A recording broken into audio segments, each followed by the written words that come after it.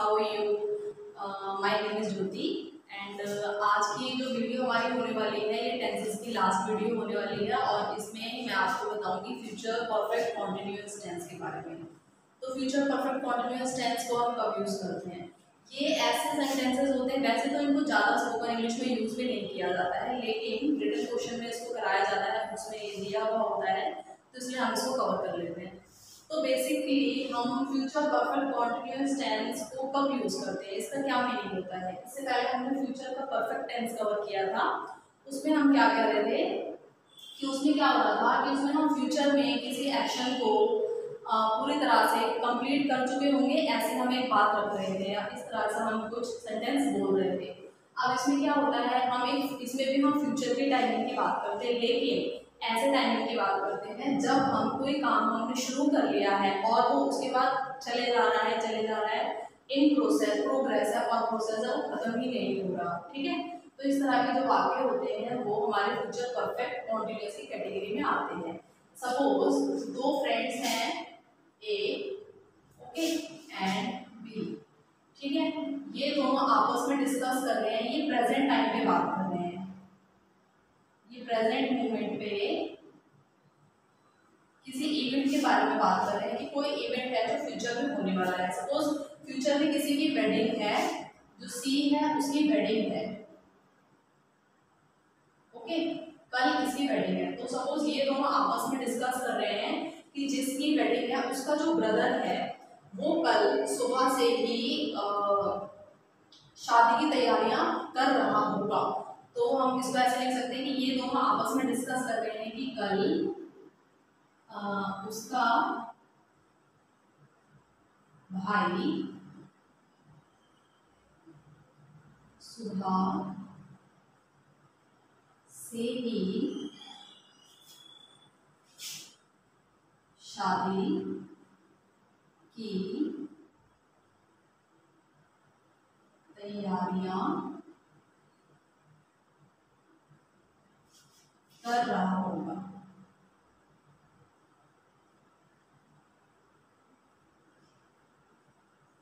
ठीक है, तो अभी ये दोनों प्रेजेंट मोमेंट में बात कर रहे हैं कि फ्यूचर में एक काम कल सुबह शुरू हो जाएगा और सुबह शुरू होने के बाद वो काम चलता रहेगा कब तक ये यहाँ मेंशन नहीं है। तो फ्यूचर में कोई काम होगा तो उस ऐसे वाक्यों को बोलने के लिए हमें फ्यूचर परफेक्ट कॉन्टिन्यूअस के स्ट्रक्चर को फॉलो करना पड़ता है।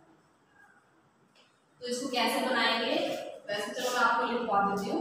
तो हम कैसे बोलेंगे, उसका ब्रदर, उसका भाई। तो उसका भाई यहाँ पर हमें ये मेंशन नहीं कि जिसकी शादी है वो भी लड़का है लड़की है, तो हमें नहीं पता। तो अगर हमें नहीं पता होता कि हम जिसकी बात कर रहे हैं वो बॉय है और गर्ल है, तो फिर हम क्या मान के चलते हैं, उसको बॉय मान के चलते हैं। तो बॉय के लिए यहाँ पे पोजेसिव केस आता है, तो यहाँ पे उसका के लिए जब हम बॉय की बात करते हैं तो हम हिज लगाते हैं। ठीक है, इसके बाद हिज के बाद बॉय की बात, भाई की बात होती है, तो भाई होता है ब्रदर, हिज ब्रदर। ओके, अब हम फ्यूचर की बात करते हैं तो हमें उसमें विल लगाना होता है। ठीक है, इसके बाद विल हैव बीन डूइंग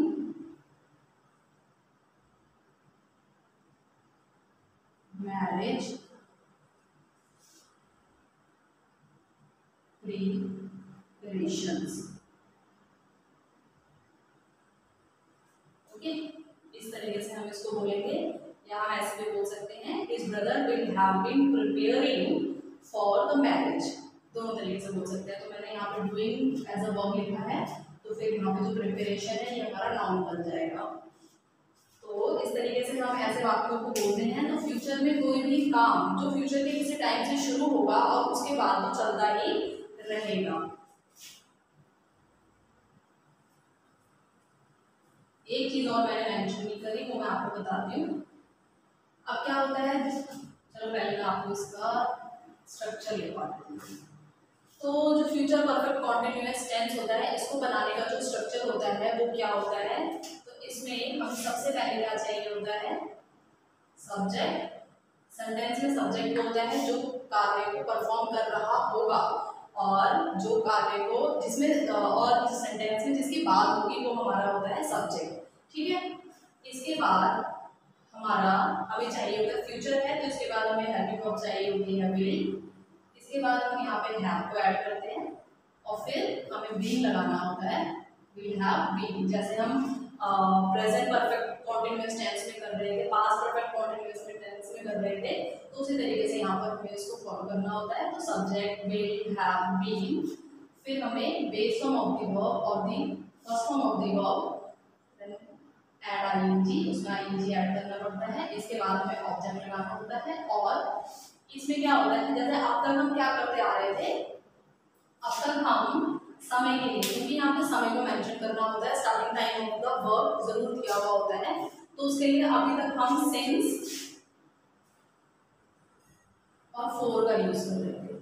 ठीक है, अब क्या है कि यहाँ पर थोड़ा सा चेंजेस है, पहले की जो बुक्स है उसमें सिंस ही लिखा हुआ है, लेकिन अब जो लेटेस्ट ट्रेंड है, अब जो बोला जाता है तो वहाँ पे हमें सिंस को नहीं पुट करना होता, हमें वहाँ पे जहाँ पर भी हमें सिंस लगाना है उस जगह पे हमें फ्रॉम को लगा देना है। तो यहाँ पे क्या हो जाएगा, सिंस नहीं आएगा, हम लिखेंगे from at the place of since and for. Okay, then full stop. तो ये जो हमारा स्ट्रक्चर है ये है हमारा अफर्मेटिव का। Every tense has it four types, हर टेंस की चार टाइप्स होते हैं, and they are affirmative, negative, interrogative, interrogative, negative. So this is the structure of affirmative sentence. Now I am writing the structure of negative sentence, and for negative the spellings are so big, so I have written in short form.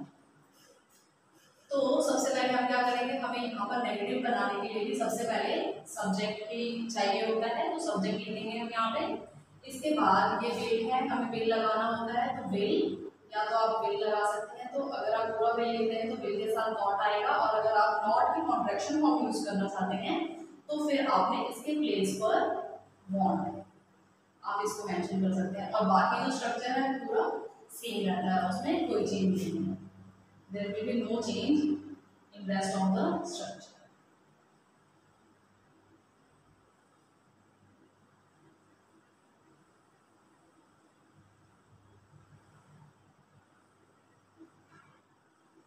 Okay, then full stop.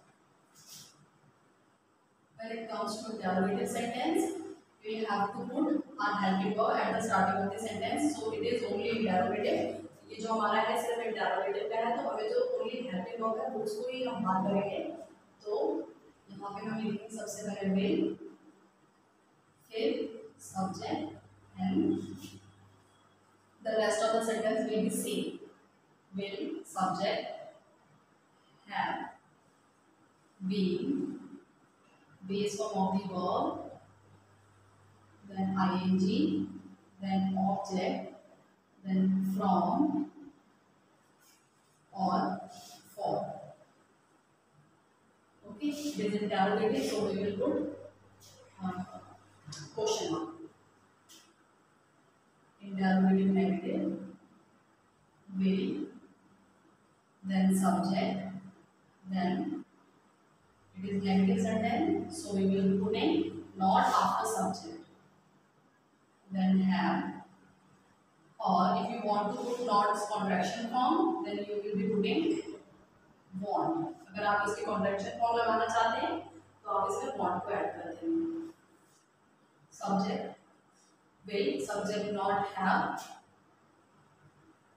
been, verb की first form, ing, then object, then from and for, and then question mark. Okay, so this was the structure of future perfect continuous tense. ये हमारा structure था चारों types का।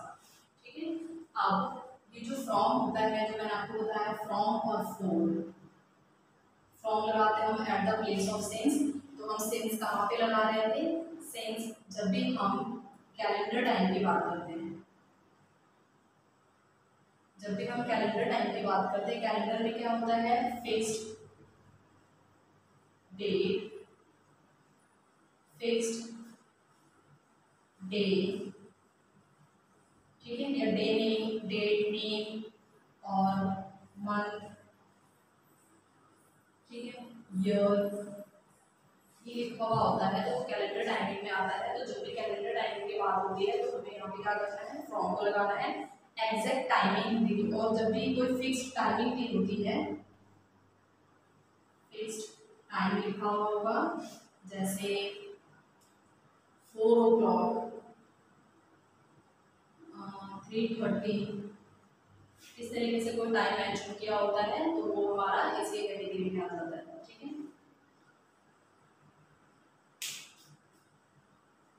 इसके बाद हम बात करते हैं 4 की।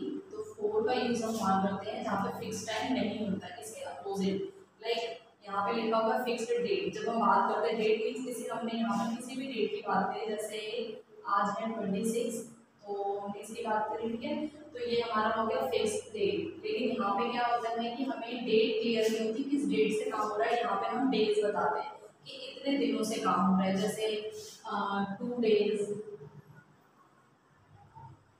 few days, ऐसे many days, इस तरीके से यहाँ पे लिखा हुआ आता है। उसी तरह से मंथ और डेज बता दिया, डेट की जगह पे डेट की जगह पे डेज यूज हो जाता है। मंथ आप इसी के में चेंज कर सकते हैं, जैसे 2 months, few months और many months, इस तरीके से। सो लॉन्ग, हमें पता नहीं है कि कितना समय होगा, तो हम ऐसे बोलते बहुत लंबे समय तक, तो हम सो लॉन्ग का यूज कर सकते हैं। तो जब फिक्स टाइम नहीं होता और फिक्स टाइम नहीं होता तभी भी हम, जैसे यहाँ पे लिखा था 4 o'clock, तो एग्जैक्ट टाइमिंग थी, यहाँ पर पता चल रहा था कि एग्जैक्ट टाइमिंग की बात हो रही है। लेकिन इसमें क्या होता है, एग्जैक्ट टाइमिंग नहीं होती। जैसे कि हम यहाँ बोल सकते हैं 4 hours, 4 hours, हम 4 o'clock की जगह 4 hours बोल सकते हैं, 2 hours, 2 minutes, इस तरीके से। तो इस तरीके से हम फ्रॉम और फॉर का यूज करते हैं यहाँ पे। ठीक है,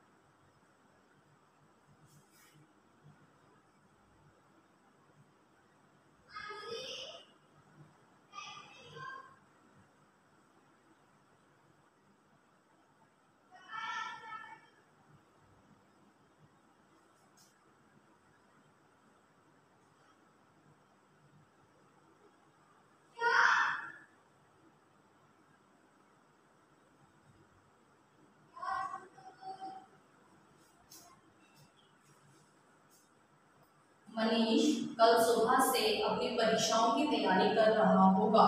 अब इसमें बात हो रही है मनीष की, तो मनीष क्या कर रहा होगा, कल सुबह से, यानी कल मॉर्निंग, यानी जो आने वाली सुबह है उसकी बात हो रही है यहाँ पे। तो कल सुबह से अपनी परीक्षाओं की तैयारी कर रहा होगा, तो हम इसको फ्यूचर परफेक्ट कैटेगरी में रखेंगे। तो हम इसको कैसे बनाएंगे, तो इसको सबसे पहले हमारा क्या है, एफर्मेटिव बनाने के लिए सबसे पहले हमें क्या चाहिए, सब्जेक्ट। तो सब्जेक्ट है हमारा मनीष, तो हम सबसे पहले यहाँ पे लिखेंगे मनीष। इसके बाद हमें विल लगाना है, तो हम लिखेंगे विल। फिर as per the rule have been, okay, then based on the verb. तो हमारे यहाँ पे वर्ब क्या है, तो मनीष कल सुबह से अपनी परीक्षाओं की तैयारी कर रहा होगा। ठीक है, तो यहाँ पे तैयारी करना हमारी वर्ब है, तो तैयारी करने के लिए हम क्या बोलेंगे, तैयारी हमारी प्रिपरेशन होती है, तो प्रिपेयर इसकी वर्ब होती है। Manish will have been preparing, prepare में आईएनजी लगेगा तो ई हट जाता है, तो प्रिपेयर में आईएनजी लगा के प्रिपेयरिंग हो जाता है। ये हमारे यहाँ पे वर्ब है। Manish will have been preparing for exams, okay, from tomorrow morning. ठीक है, इस तरीके से हम इस सेंटेंस को फॉर्म करेंगे। Manish will have been preparing for exams from tomorrow morning. Okay, okay, तो हम नेगेटिव को कैसे बनाएंगे? नेगेटिव बहुत ही आसान होता है बनाना, हमें इसी को फॉलो करते जाना है। मनीष, इसके बाद हम लिखेंगे विल, फिर इसमें हमने नॉट ऐड कर देना और बाकी पूरा जो स्ट्रक्चर है वो सेम रहेगा। Manish will not have been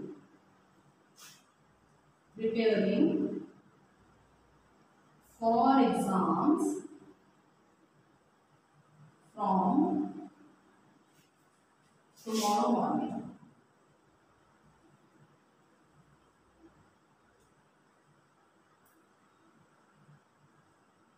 ठीक है, इसके बाद जब हम बात करते हैं इंटररोगेटिव की तो हमें हेल्पिंग वर्ब को बाहर करना होता है, तो हम क्या करेंगे? यहाँ पे विल को बाहर कर देंगे। विल मनीष, मनीष में यहाँ पे कैपिटल लेटर आएगा क्योंकि ये प्रॉपर नाउन है, तो whenever we use a proper noun we always put capital letter at the starting of the letter, starting of the word. Will Manish have been preparing for exams from tomorrow morning? Okay, then question mark.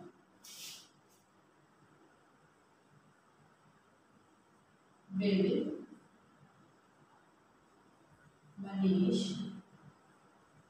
not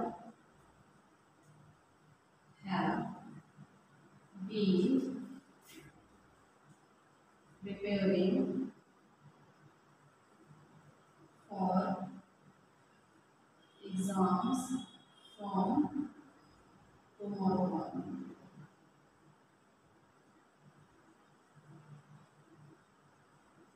Then question. इस तरीके से इसको बनाया जाएगा। मनीष कल सुबह से अपनी परीक्षाओं की तैयारी कर रहा होगा। Manish will have been preparing the exams for tomorrow morning. Manish will not have been preparing for exams from tomorrow morning. Will Manish have been preparing for exams from tomorrow morning? क्या मनीष कल सुबह से परीक्षाओं की तैयारी कर रहा होगा? Then will Manish not have been preparing for exams from tomorrow morning? Okay.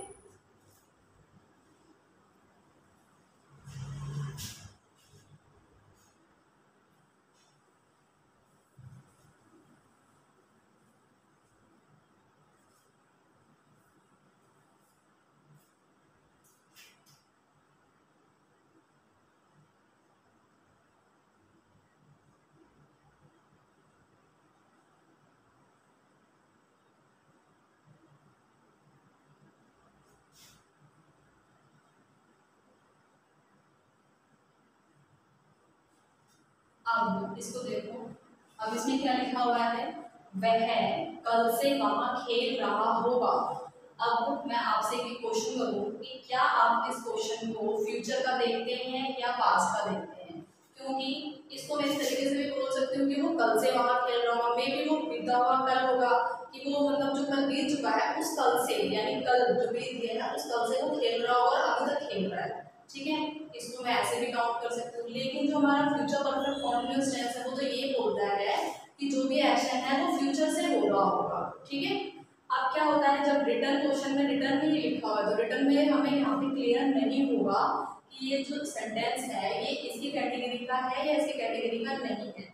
ये हमें जो बोलने वाला है, जो पर्सन बोलेगा इस सेंटेंस को या किस कॉन्टेक्स्ट में वो बोलेगा और सुनने वाला जो होगा उन दोनों की अंडरस्टैंडिंग होनी चाहिए कि उनको ये जो सेंटेंस है वो किस सेंस का लगता है। ठीक है, तो अगर ये सेंटेंस इस कैटेगरी में आता है तब तो ये किस तरीके से बोला जाएगा? सब्जेक्ट क्या है हमारा? खेल रहा होगा। इसलिए मैंने शुरू में आपको इसकी आईडी नहीं लिखवाई थी क्योंकि इसकी आईडी पर्टिकुलरली कंफ्यूजिंग होती है, कंफ्यूज करती है कि ये सेंटेंस इसी कैटेगरी में है या नहीं। क्योंकि बहुत सारे सेंटेंस हम पास्ट में भी बोलते हैं, जैसे कि मान लीजिए कि एक बच्चे को चोट लग गई और वो गिर गया, लेकिन हमें ये नहीं पता कि वो बच्चा क्यों गिरा। तो हम बोल सकते हैं मे बी वो तेज दौड़ रहा होगा या वो खेल रहा होगा इसलिए गिर गया, या वो झगड़ रहा होगा अपने दोस्त से। तो इस तरीके का सेंटेंस है जो मैंने पास्ट के कॉन्टेक्स्ट में बोला, तो पास्ट के कॉन्टेक्स्ट में बोलने के बावजूद वो सेंटेंस हम फ्यूचर की कैटेगरी में कैसे रख सकते हैं? तो तो उसको बनाने का तरीका थोड़ा सा डिफरेंट हो जाता है। तो ये सेंटेंस यहाँ से हमें अभी ये अधूरा सेंटेंस, अगर मैं इसके अंदर एक चीज़ और मेंशन कर दूँ तो वो हमें पता चल जाएगा कि वो सेंटेंस किसी कैटेगरी का है। और अगर नहीं पता चलता तो जो बोलने वाला होगा उसको ये चीज़ मालूम होगी, और जो सुनने वाला होगा उसको कॉन्टेक्स्ट क्लियर होगा कि किस कॉन्टेक्स्ट में सेंटेंस बोला जा रहा है, तो उसको ये चीज़ क्लियर होगी। तो अभी हम इसको इस तरह की मान के चलते हैं क्योंकि यहाँ से क्लियर नहीं है, तो हम जब इसका सेंटेंस मान के चलेंगे तो हमें कैसे बनाना होगा इसको, ही विल हैव बीन, खेलना होता है प्ले, प्ले में आएंगे रुकते हैं तो बनता है playing, we will have been playing there. अब मैंने क्या बताया था कल से, जहाँ पर भी हमें सिंस को यूज करना होता है वहाँ पे हमें फ्रॉम को यूज करना है, तो यहाँ पे हम सिंस का यूज ना करके हम फ्रॉम का यूज करेंगे। तो ये बन जाएगा he will have been playing, he will have been playing there from tomorrow. Okay, अगर मैं ऐसे लिखूं तो ये बिल्कुल करेक्ट होगा क्योंकि ये अब इसकी कंडीशन को फुलफिल करता है। ठीक है, क्योंकि ये बात हो गई फ्यूचर टाइम की, तो जब फ्यूचर टाइम की बात होती है तो वो फ्यूचर परफेक्ट कॉन्टिन्यूअस टेंस की कैटेगरी में आ जाता है, यानी वो कल से खेलना शुरू करेगा और वो खेलता ही जाएगा, आगे वो चीज़ करता ही रहेगा, उसका एंडिंग कोई पीरियड नहीं लिखना यहाँ पे। तो इस तरीके से ये सेंटेंस बनाया जाएगा। लेकिन अगर ये सेंटेंस मैंने पास्ट कॉन्टेक्स्ट में बोला तो हम क्या कर देंगे, यहाँ पे ये जो हमने विल लिखा है, जैसे यहाँ पे लिखा he will have been playing there from tomorrow, तो हम इसको क्या करेंगे, यहाँ पर हमने विल की जगह पे, हो सकता है कि वो मैं श्योर नहीं हूँ, मैं सिर्फ एक आइडिया लगा रही हूँ, जनरली एक बात कह रही हूँ कि मे बी वो खेल रहा होगा, तो अगर मैं इस सेंस में बोलती हूँ कि वो खेल रहा होगा तो फिर मैं वहाँ पे क्या लगाऊंगी, विल की जगह पे मैं माइट का यूज करूँगी। ठीक है, या अगर मैं नॉर्मल कॉन्टेक्स्ट में बात करती हूँ, जनरली मैं कोई बात करती हूँ, तो फिर मैं उसके जगह पे लगाऊंगी वुड। तो अगर मुझे श्योर नहीं है कि वो खेल रहा होगा, मैं सिर्फ एक आइडिया लगा रही हूँ कि वो चीज़ ऐसी होगी, मे बी दो लोगों के बीच, दो टीम्स के बीच में एक मैच हुआ और एक हार गई, तो हम सिर्फ उसका आइडिया लगा सकते हैं कि वो क्यों हारी, उन्होंने अच्छे से परफॉर्म नहीं किया होगा, वो अच्छे से खेल नहीं रहे होंगे, तो ये बात मैं पास्ट कॉन्टेक्स्ट में कर रही हूँ, मे बी मैं आइडिया लगा रही हूँ, मैं श्योर नहीं हूँ कि वो चीज़ एक्चुअल में हुई होगी या नहीं हुई होगी। तो जब हम श्योर नहीं होते कि वो चीज़ एक्चुअल में हुई है या नहीं हुई, तो फिर हम माइट का यूज करते हैं। तो अगर हम माइट के सेंस को लेके बनाएंगे तो ये बन जाएगा कि might have been playing there from, फिर क्या हुआ, अभी बीते कल की बात हो रही है, तो फिर यहाँ पे हम टुमारो ना लगा के बीता हुआ कल है तो हम येस्टरडे लगाएंगे, तो बनेगा he might have been playing there from yesterday. Okay, इसके बाद अगर हम वुड से बनाते हैं तो he would have been playing there from yesterday. इस तरीके से ये दो सेंटेंस फॉर्म हो जाएंगे, he might have been playing there from yesterday. Okay, then he would have been playing there from yesterday। ठीक है,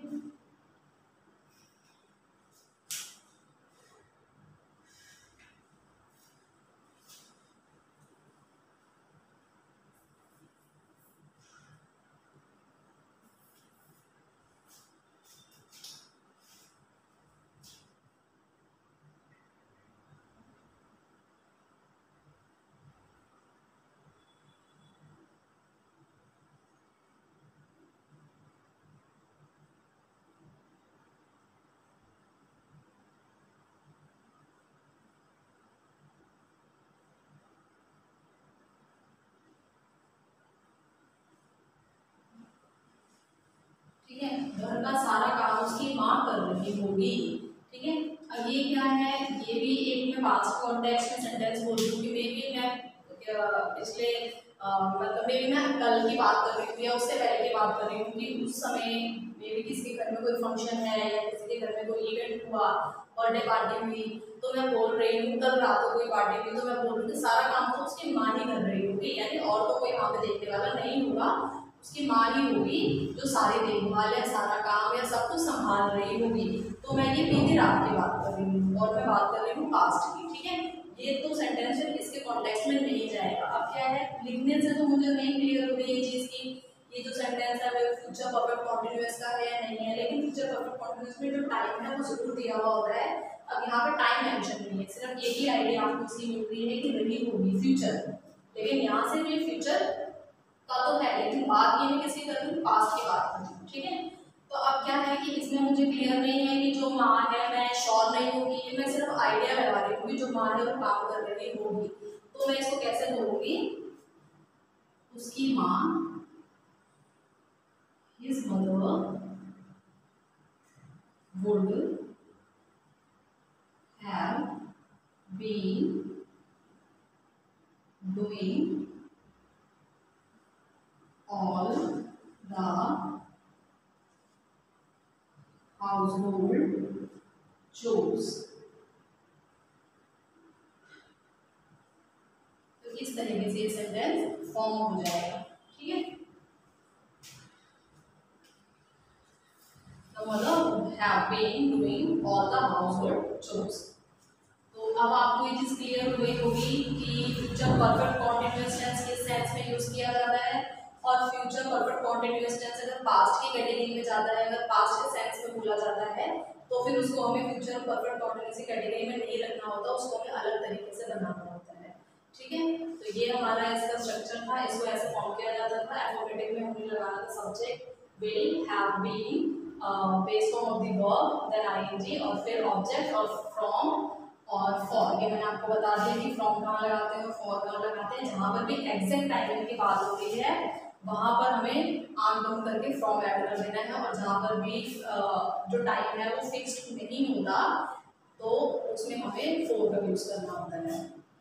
नेगेटिव में सब्जेक्ट विल नॉट, फिर या तो वांट आप ऐड कर सकते हैं, देन हैव बीन, फिर पूरा स्ट्रक्चर सेम होता है, base of the verb, then object and then from और फॉर। इंटरोगेटिव में क्या होता है, हेल्पिंग वर्ब को बाहर करते हैं और हमेशा हेल्पिंग वर्ब, अगर यहाँ पर दो हेल्पिंग वर्ब यूज हो रही है तो हमें दोनों को बाहर नहीं करना, हमें एक को ही बाहर करना होता है, तो हम यहाँ पे सिर्फ विल को बाहर करेंगे। इसके बाद हम सब्जेक्ट, फिर हैव, फिर बी, फिर base of the verb and फिर ING, object, from, for and for question mark, okay.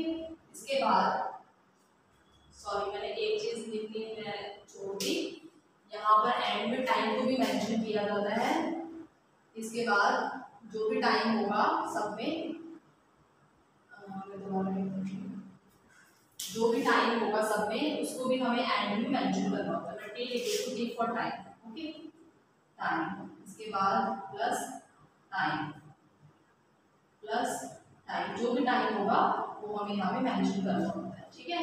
Will, subject not, have been, इसके बाद base of the verb, ING, object, from, for and then time. End में time भी दिया होता है क्योंकि ये इसका जो मतलब ही होता है दोनों का, इन दोनों का मतलब होता है से, इस समय से। तो किस समय से, फिक्स टाइम है तो फ्रॉम, और फिक्स नहीं है तो उसके बाद हम लगाते हैं, उसके लिए हम लगाते हैं फॉर, और उसके बाद जो भी टाइम होगा वो हमें लिखना होता है, तो टाइम को हमें मेंशन करना होता है, ठीक है।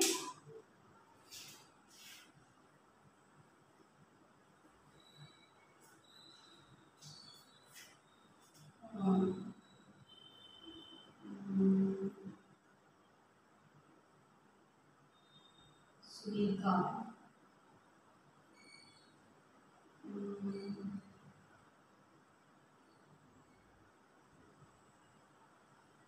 सोमवार से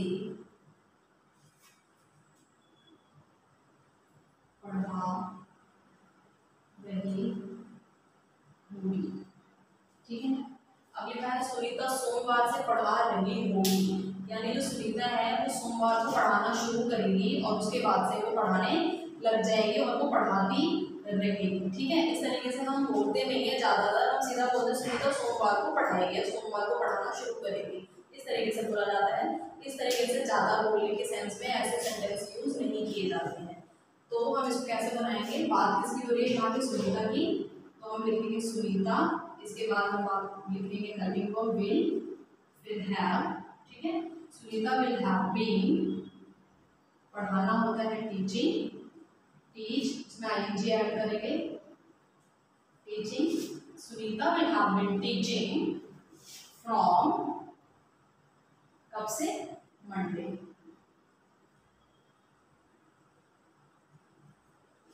ठीक है, Sunita will have been teaching from Monday, Sunita will have been, sorry, will not have been, will not have been teaching from Monday. Is it clear?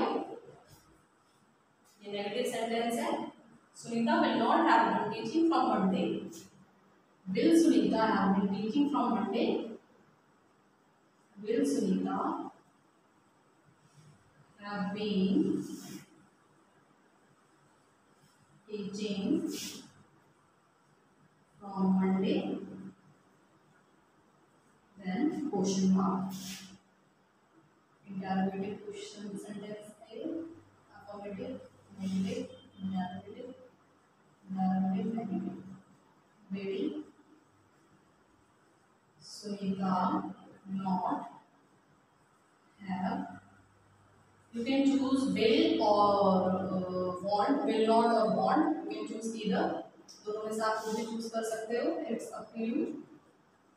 Have been teaching from Monday. Okay.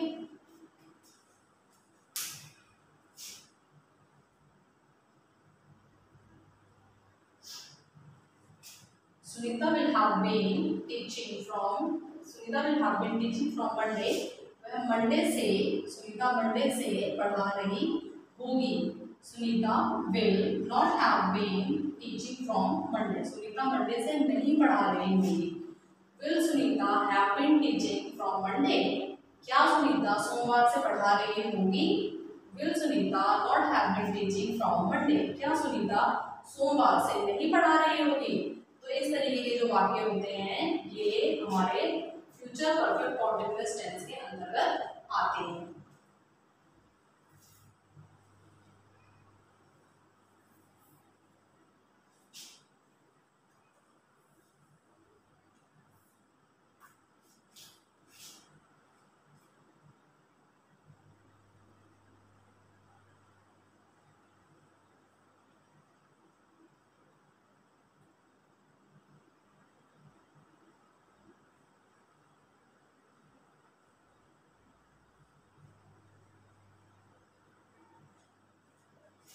वह शाम से खाना बना रही होगी. अब ये शाम की बात हो रही है फ्यूचर की, ठीक है, यानी जो आने वाला शाम है उसकी बात हो रही है. अब पढ़ने से ये क्लियर नहीं हो रहा, मे बी हम ये बोल सकते हैं कि जो शाम से बना रही फास्ट के सेंस में भी जा सकता है. तो जो मैंने आपको और बताया स्ट्रक्चर उनको भी आप फॉलो करके बना सकते हैं, लेकिन हमें इसके फ्यूचर परफेक्ट कॉन्टिन्यूअस टेंस सीख रहे हैं तो हम इसके रूल में बनाएंगे. तो ये भी कैसे बनेगा, बना रही होगी, तो ये लड़की की बात हो रही है तो we will put she will have been cooking food from evening. Okay, she will have been cooking food from evening. She won't have been cooking food from evening. Will she have been cooking food from evening? Won't she have been cooking food from evening? इस तरीके से बाकी structure जो है आप उसको follow करके बना सकते हैं.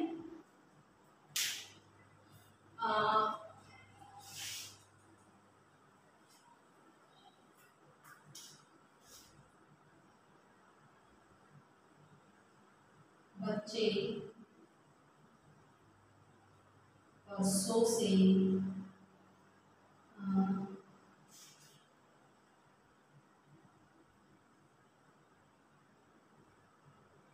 विद्यालय जा रहे होंगे. ठीक है, अब बच्चे परसों से विद्यालय जा रहे होंगे, यानी परसों आने वाला जो है, बात का दिन, तब से बच्चे स्कूल जाएंगे, जाना शुरू करेंगे। ठीक है, तो बच्चों के लिए हम यहाँ पे लगाएंगे students will have been going to school from the day after tomorrow. Okay, students will have been going to school from the day after tomorrow. Students won't have been going to school from the day after tomorrow. Will students have been going to school from the day after tomorrow? Won't students have been going to school from the day after tomorrow? इस तरीके से हम इसकी भी चारों translations को पूरा कर सकते हैं। ठीक है,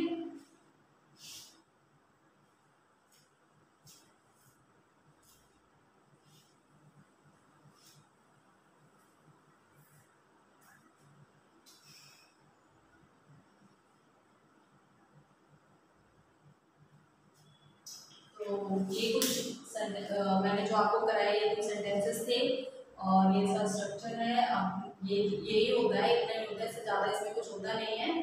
तो मुझे लगता है कि आपको समझ आ गया होगा।